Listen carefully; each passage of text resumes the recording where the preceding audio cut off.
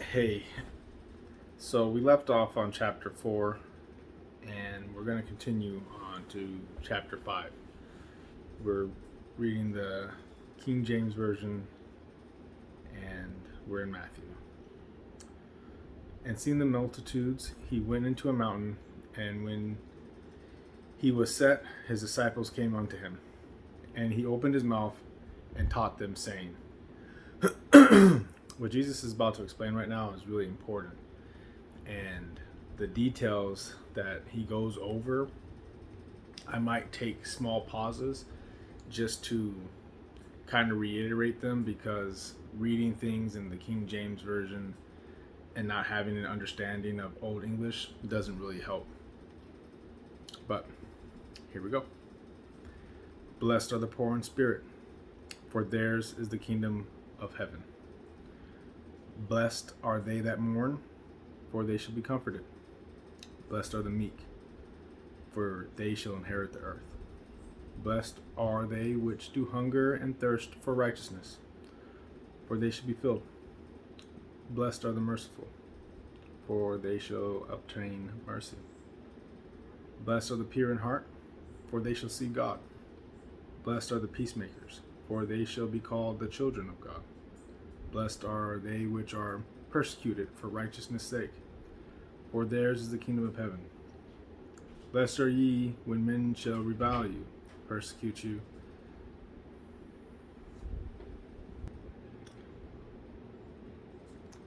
Right where we left off. Chapter 5, verse 11. Blessed are ye when men shall revile you and persecute you, and shall say all manner of evil things against you falsely for my sake. This is Jesus speaking. Rejoice and be exceeding glad, for great is your reward in heaven. For so persecuted they the prophets which were before you. So, don't forget about them. Because as much as you may think that now is the time that you and your faith is being tested and people are treating you different, or you're just not getting what the world has, that's okay. God's bigger than the world. Here's an important part for you, though, from the Son of God himself. Chapter 5, verse 13. Ye are the salt of the earth, but if the salt has lost its savor, wherewith shall it be salted? It is thenceforth good for nothing, but to be cast out and to be trodden under foot of men. If you're the salt and you don't have any taste because of what you're not doing, you're almost worthless. Verse 14. Ye are the light of the world. A city that is set on a hill cannot be hid. People that follow Christ, you know who they are. And you know why you know who they are. Neither do men light a candle and put it under a bushel, but on a candlestick, and it giveth light unto all that are in the house. Let your light shine before men, verse 16, that they may see your good works and glorify your Father which is in heaven. Verse 17, think not that I have come to destroy the law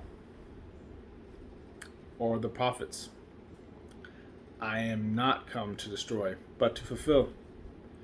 For verily I say unto you, till heaven and earth pass, not one jot or one tittle shall in no wise pass from the law till all be fulfilled. Whosoever therefore shall break one of these least commandments and shall teach men so, he shall be called least in the kingdom of heaven.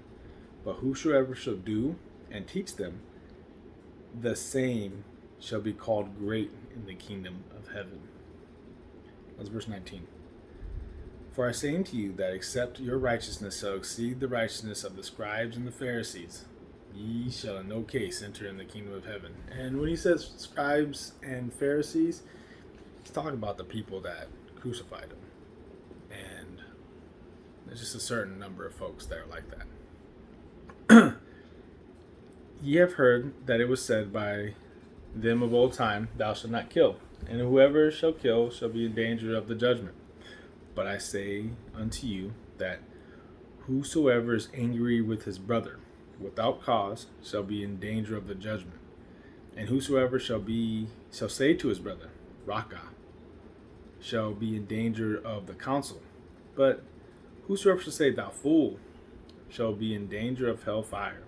Therefore, if thou bringest thy gift to the altar, and there rememberest that thy brother hath aught against thee, leave thy gift before the altar and go thy way. First be reconciled to thy brother, and then come and offer thy gift. Jesus is saying how important your relationships are to other people, like especially your family. People will be so quick to be at an altar of forgiveness when their own kinfolk are the people that they're seeking forgiveness from. Agree with thy adversary quickly, while thou art in the way with him, lest at any time the adversary deliver you to the judge, and the judge deliver thee to the officer, and thou be cast into prison. Verily I say unto thee, that thou shalt by no means come out hence, till thou hast paid the uttermost farthing. Ye have heard that it was said by them of old time, Thou shalt not commit adultery. But I say unto you, that whosoever looketh on a woman to lust after her hath committed adultery with her already in his heart.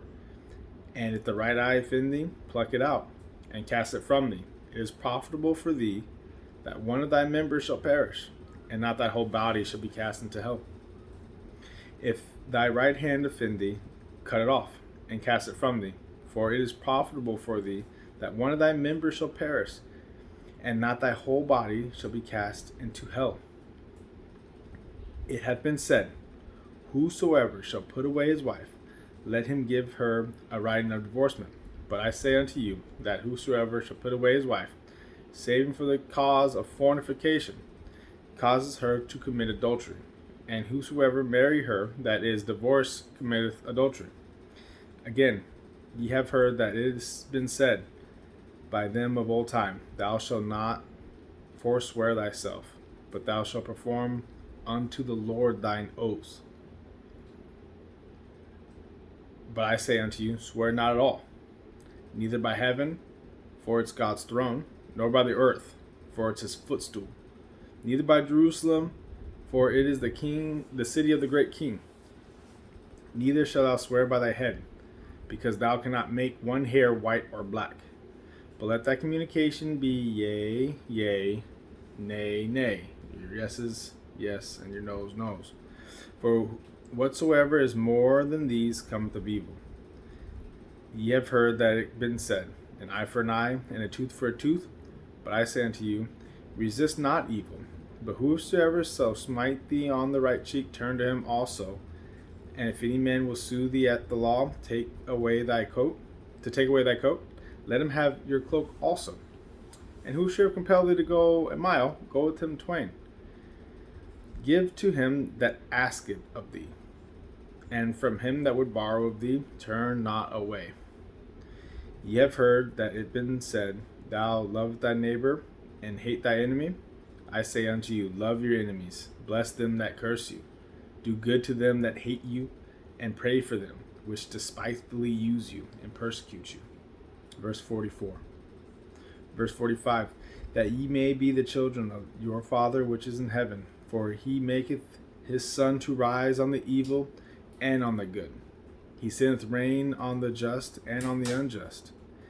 For if ye love them which love you, what reward have you? Do not even the publicans the same?